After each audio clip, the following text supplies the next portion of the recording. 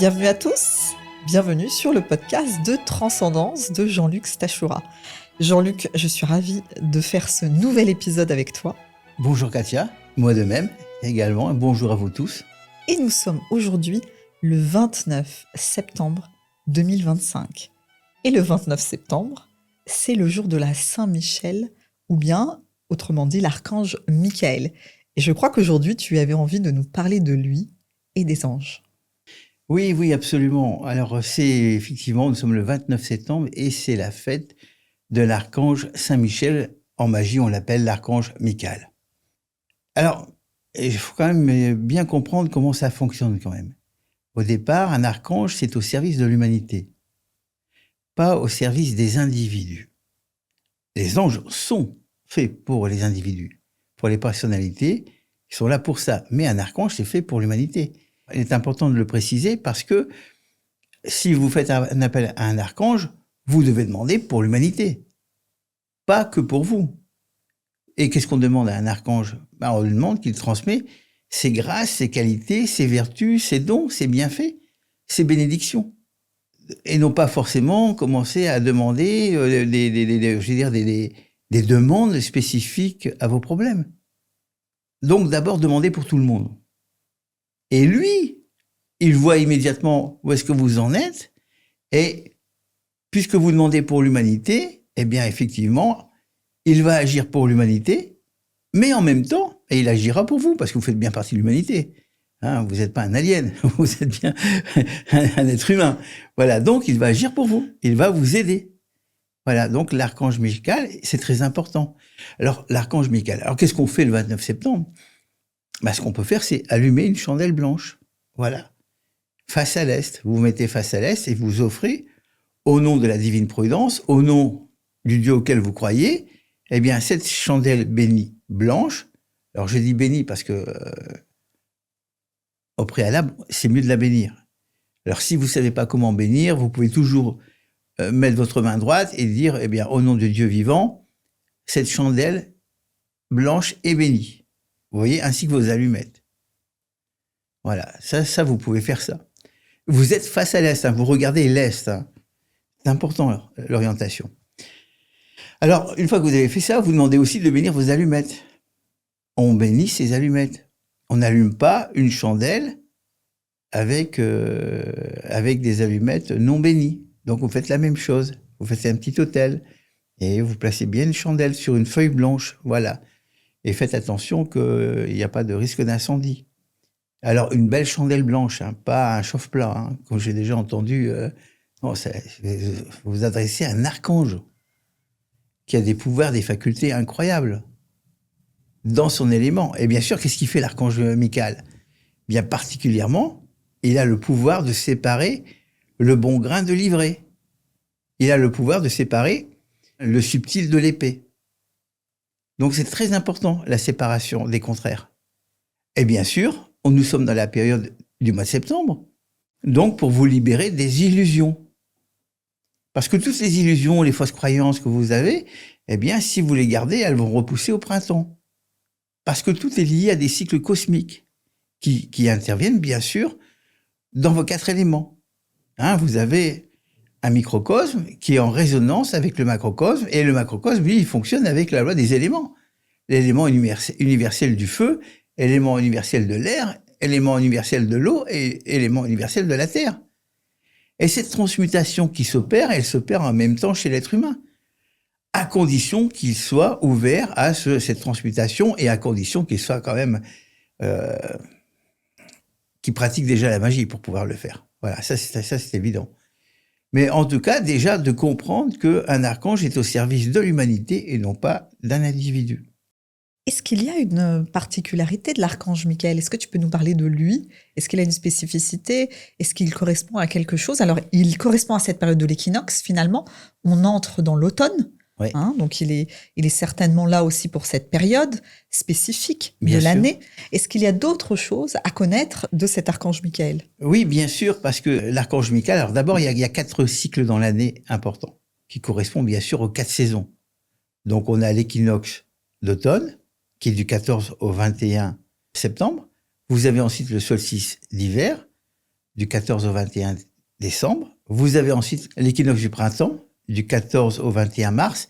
Et vous avez ensuite le solstice d'été, du 14 au 21 juin. Donc, cette transmutation de la nature et ce changement des saisons dans la nature, il est produit par le bouleversement des éléments. Donc, dans la période qui nous concerne aujourd'hui au mois de septembre, eh bien, c'est la libération des illusions et des fausses croyances. Alors d'abord, dans quelle sphère l'archange Michael se trouve? L'archange Michael correspond à la sphère, ce qu'on appelle la sphère bénie de Tiferet, qui est la 6e sphère. Pour ça, il faut avoir fait un peu de cabale, de comprendre qu'il y a un arbre de vie et que dans l'arbre de vie, il y a des légions angéliques, des archanges et des légions angéliques. Voilà, dans chaque sphère de l'arbre de vie, il y en a 10. L'archange Michael se trouve dans ce qu'on appelle la 6e sphère de l'arbre de vie, qui correspond à Christ, à la fonction cosmique du Christ, et qui correspond à votre corps, qui correspond au plexus solaire. Donc, cet archange, c'est lui qui, qui terrasse le mal, le dragon, le démon sans le tuer. Donc, il faut bien comprendre ça. Donc, il a vraiment un pouvoir incroyable, incommensurable. Voilà, et c'est lui qui va, bien sûr, chasser, bien sûr, le mal, les forces démoniaques. Voilà. Donc, cette période de l'automne est très importante. Pourquoi? Mais parce que vous sortez de l'été et les énergies sont très denses dans l'été. Donc, il y a beaucoup d'illusions l'été. C'est pour ça que très souvent, les amours d'été ne fonctionnent pas. À cause de quoi? Mais à cause justement de l'excès de l'élément feu. Donc, tout ce que vous voyez de bien, vous le voyez encore mieux. Et tout ce que vous voyez de mal, vous le voyez encore plus mal. Donc, vous voyez, dans les deux cas, c'est une erreur, ça fait loupe. Il y a une distorsion de la réalité. Puis quand on arrive au mois de septembre, eh bien, évidemment, la transmutation, l'équinoxe produit une transmutation des éléments. Et puis, à partir de là, bien, effectivement, on voit que les choses ne tiennent plus. Les idées de l'été, les racontes, les amitiés, et très souvent, après, ça s'estompe et ça disparaît. À cause, justement, du phénomène de l'été. Donc, oui, cette période est une période importante, l'automne comme toutes les périodes, bien sûr, mais elle nous permet de nous libérer, si on en prend conscience et si on fait appel au Dieu auquel on croit, de lui demander de nous retirer les illusions, les fausses croyances qui sont justement un obstacle. Pourquoi? Mais parce qu'après, pendant la période des 3 mois qui arrivent, hein, septembre, octobre, novembre, eh bien, on nettoie son terrain. On le voit bien dans la nature. Qu'est-ce qu'on fait? On laboure les champs, on retire les mauvaises herbes, tout ça, cette période-là, elle est faite pour retirer les mauvaises herbes, sinon elles vont repousser au printemps. Et si vous gardez toutes ces illusions toujours en vous, elles vont toujours repousser, elles vont vous maintenir dans une illusion et des fausses croyances, et puis des peurs, etc. Donc, l'archange Michael, c'est lui qui intervient dans cette période cosmique. Voilà, donc très très important. Alors, ce que vous pouvez faire, c'est adresser une prière à l'archange Michael, oui, bien sûr. Vous pouvez aussi le bénir. Hein. Vous pouvez très bien le dire, eh bien, au nom du Dieu vivant, ou merci à la divine providence d'avoir béni l'archange Michael. Vous allez le faire. Vous mettez la main droite comme ceci, et vous dites merci divine providence d'avoir béni l'archange Michael. Et ensuite, vous dites le Amen. Alors, ça, ils adorent, parce que vous ne demandez rien, mais vous demandez pour lui, vous demandez la bénédiction. Bah, évidemment, si vous demandez la bénédiction, si vous faites et demandez la bénédiction sur l'archange Michael, hein, l'archange Saint-Michel, eh bien évidemment, ils vont s'intéresser à vous. C'est une manière intelligente de pouvoir faire appel à lui sans demander. Mais lui, il le voit ce qu'on a besoin. Et il vous transmettra. Par contre, ça, vous pouvez le faire. Vous pouvez très bien dire, après avoir dit merci divine providence, d'avoir merveilleusement béni l'archange Michael et toute sa hiérarchie sacrée. Merci divine providence de nous avoir accordé tous les bienfaits, les grâces et les bénédictions de l'archange Michael. À toute l'humanité, bien sûr, vous ne demandez pas uniquement pour vous. Pour toute l'humanité, incarnée, désincarnée, ainsi que pour tous les membres de ma famille. Là, vous êtes complet. Voilà. Voilà un peu ce que je pourrais dire. Alors, comme c'est le 29 septembre, donc c'était important, et tu as bien fait, Katia, de faire cette remarque, de me faire parler de l'archange Michael, Mais je voulais aussi parler des anges gardiens. Alors, les anges gardiens, c'est au service de l'individu. Chaque être humain, quand vous naissez, vous avez un ange gardien à votre disposition. Alors, le conseil que moi j'ai à vous donner, c'est aller voir les livres de France Bardon pour connaître réellement le nom de votre ange gardien en fonction de votre date de naissance. Ça, c'est important parce qu'il y a tellement de choses qui sont fausses sur Internet et que si vous vous référez à des sites Internet, vous avez le nom qui ne correspond pas à votre date de naissance et qui ne correspond pas non plus à sa numérologie. Parce qu'il y a à la fois son nom et un nombre. Comme le mien, il s'appelle l'ange AAL. Voilà, et c'est l'ange numéro 41. Parce qu'il y a aussi une clé numérique. Il y a son nom et sa clé numérique. Donc, votre ange gardien, ouh là, c'est quelque chose d'extrêmement important. Il a un pouvoir considérable. Votre ange gardien, il a le niveau des archanges parce qu'il se trouve dans la 8e sphère de la sphère de Haut de Mercure, qu'on appelle en Kabbale. D'accord? Donc, c'est la sphère des archanges et son pouvoir est considérable. Il y a 72 anges gardiens. Et en Kabbale, on les appelle les 72 génies de la sphère de la Kabbale. Voilà. De la sphère de Haut de Mercure. Donc là aussi, vous avez votre ange gardien. Alors, pareil. Votre ange gardien, lui, par contre, vous pouvez faire appel à lui tous les jours.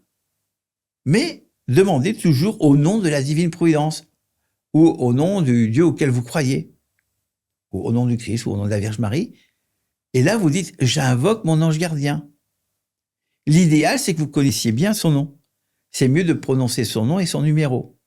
Moi, quand je l'appelle bien sûr mon ange gardien à elle, l'ange numéro 41. Il n'y a aucune erreur. Et je sais pourquoi j'appelle l'ange numéro 41.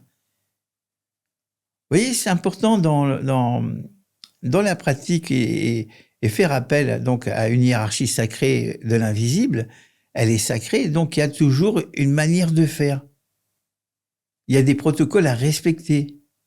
Il y a une attitude à avoir. Et il y a une compréhension également à avoir. Ah, je ne demande pas à mon ange gardien pour une place de parking, comme j'ai déjà entendu. Non, mais enfin, quand même. Donc, vous n'avez pas la conscience de ce que ça représente un ange gardien. En fait, il fait partie de la totalité de la conscience divine.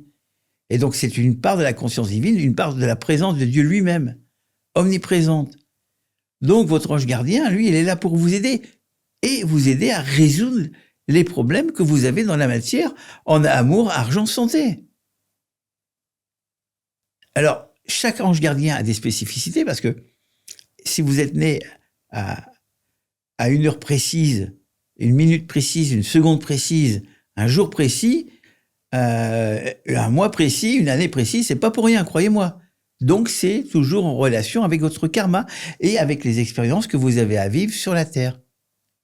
Pour justement, favoriser votre évolution et aller vers le chemin, ce qu'on appelle le chemin de la perfection.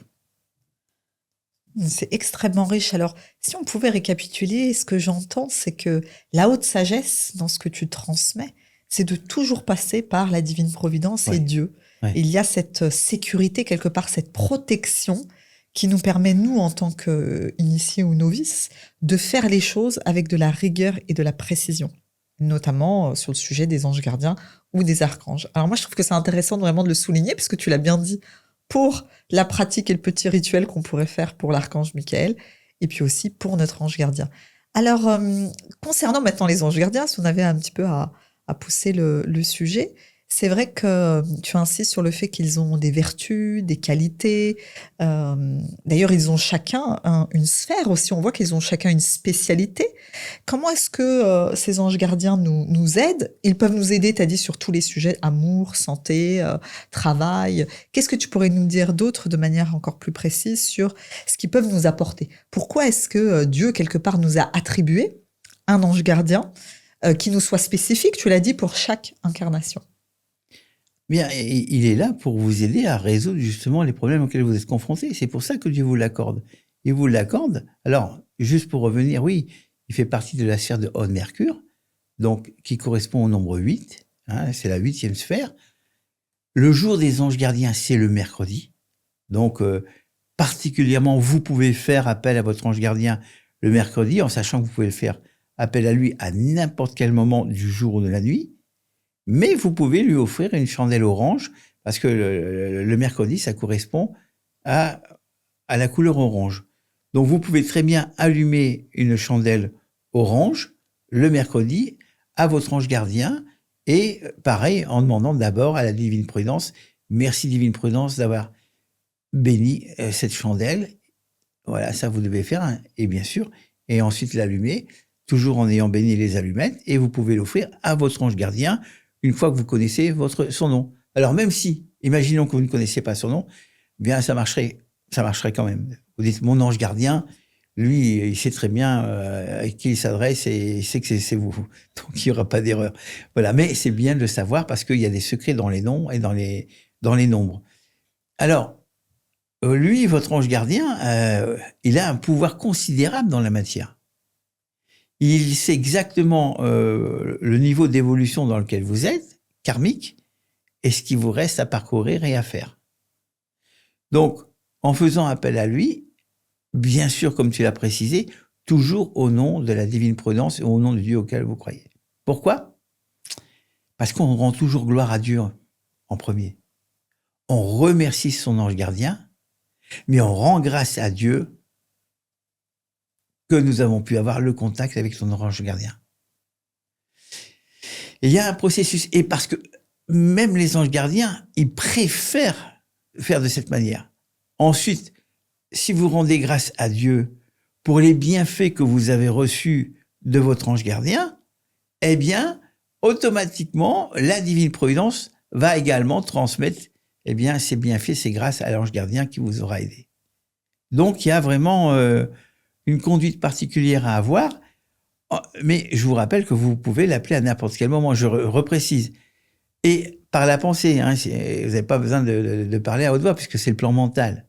Donc, mentalement, vous pouvez appeler votre ange gardien. D'ailleurs, ça me rappelle une histoire qui n'est pas si vieille, qui date de quelques mois, avec quelqu'un, j'étais à McDonald's, pour me raconter l'histoire, à McDonald's. Et donc, je faisais un entretien avec une personne, et puis je lui dis, bah tiens, je vais te mettre en contact avec ton ange gardien. Voilà, il s'intéressait à son ange gardien. Donc, je lui ai mis un contact. Et ce contact a été fabuleux parce qu'il a vraiment vu. Et on était à McDonald's, hein, imaginez-vous, à McDonald's avec plein de gens, etc. Voilà. Mais quand vous avez cette faculté-là, rien n'empêche, quelles que soient les circonstances et les lieux auxquels vous vous trouvez. Et ce contact s'est produit avec lui. Mais c'est vrai qu'il a été époustouflé. Et parce que son ange gardien lui avait répondu, il a dit « suis le chemin ou alors tu retombes en enfer ». C'est exactement ce qu'il lui avait dit. Suis le chemin ou sinon tu vas retomber en enfer. Et l'enfer, c'est l'enfer. C'est l'endroit souvent où vous vous trouvez sans vous en rendre compte non plus et qui vous amène toujours une forme de souffrance sans le savoir et constante. Bon, voilà. En tout cas, ce moment a été vraiment béni. Il a depuis énormément changé. Sa vie a complètement changé. Et c'est vrai qu'aujourd'hui, il est très reconnaissant de ce moment parce que vraiment, le pouvoir de son ange gardien est extraordinaire. Le vôtre également est extraordinaire. Et avoir son contact avec son ange gardien, croyez-moi, ça vaut de l'or.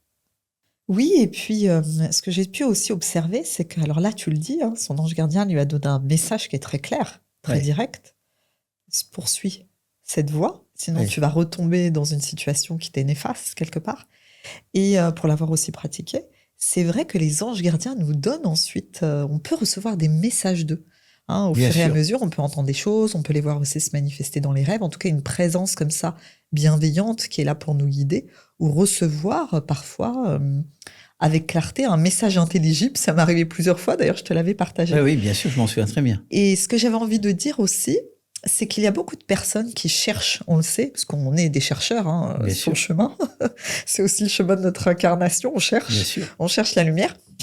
Et beaucoup d'êtres cherchent des réponses dans des pratiques qui sont parfois un petit peu, ou même beaucoup, des distorsions ou des illusions.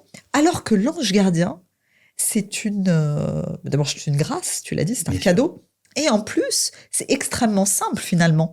d'invoquer son aide. Tu as partagé ça en moins d'une minute, en 30 secondes. On apprend à comment contacter notre ange gardien. Et en plus, c'est absolument bénéfique.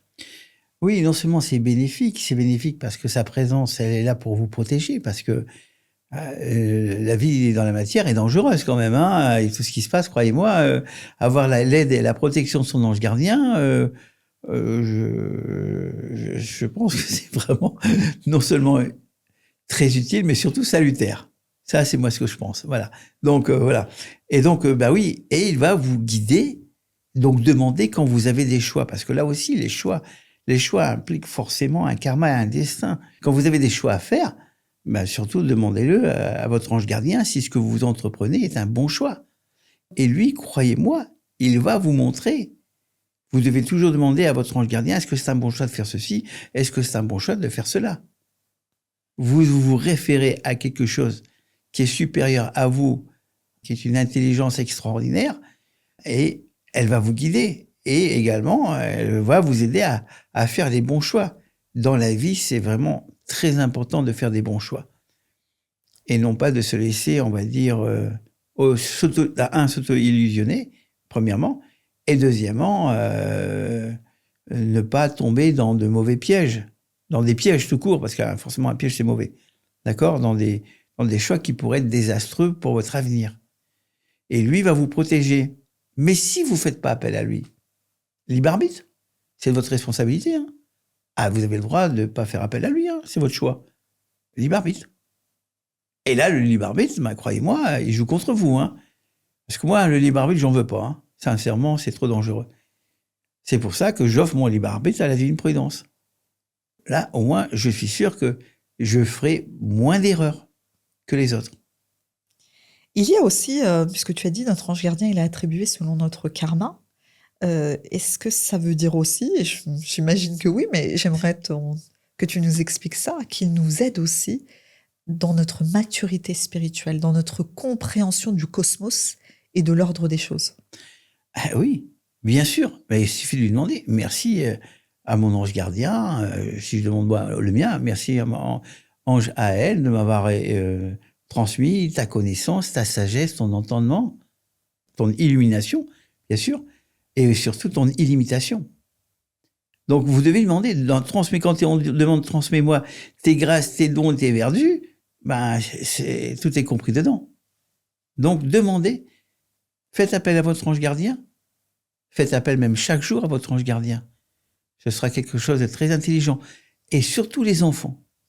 Parce que les enfants ont un contact particulier avec les anges gardiens. Et donc, aussitôt, eux, ça va très vite. Voilà, ils ont pigé. Je peux vous donner des exemples avec des enfants qui ont fait appel, et notamment dans le monde du sport, qui ont fait appel à leur ange gardien et qui ont aussitôt fait des performances, marqué des buts ou marqué des paniers dans le basket. Et c'est arrivé souvent. Parce qu'ils avaient cette simplicité de communication et eux, ils ont vite compris. Aide-moi à faire ceci, aide-moi à faire cela. Voilà, ils avaient tout compris. Et automatiquement, ils vont automatiquement acquérir un plus grand champ de conscience. Parce que votre vie est le reflet de votre champ de conscience. Alors, s'il vous plaît, surtout, demandez à votre ange gardien d'élargir votre champ de conscience.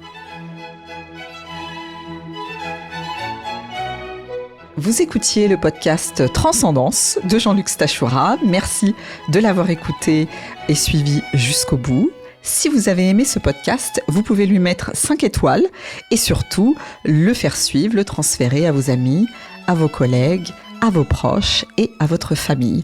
Pour recevoir des enseignements de Jean-Luc et des programmes personnalisés, vous pouvez le retrouver sur son site jeanlucstachura.com. À très bientôt.